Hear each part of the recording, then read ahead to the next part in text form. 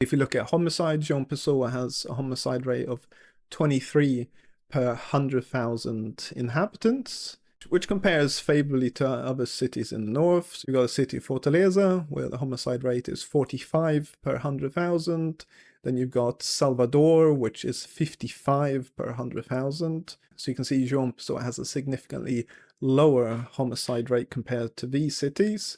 But if you compare it to some of the cities further south, like Florianopolis, for example, there the rate is 9 per 100,000.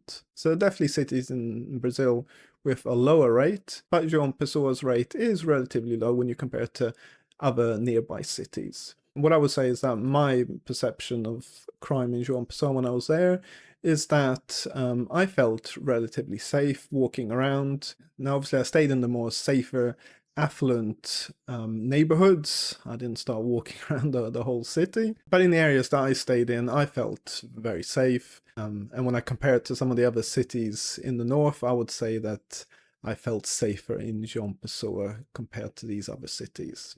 So a lot of people say it's one of the cheapest cities in Brazil. No, I don't know about that.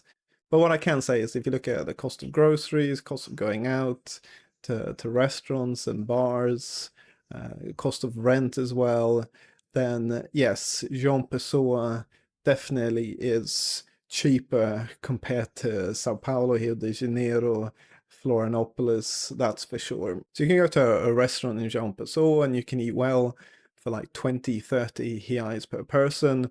So that's like $4 to $6. And in general, if you want to eat lunch in Sao Paulo or Florianopolis, you're going to spend more than that. Obviously, it depends a lot on which restaurant and area you're in. So, I mean, there are some cheap restaurants also in Florianopolis and Sao Paulo. But I would say in general, it's cheaper in João Pessoa. Now, in terms of groceries, there I didn't notice a massive difference.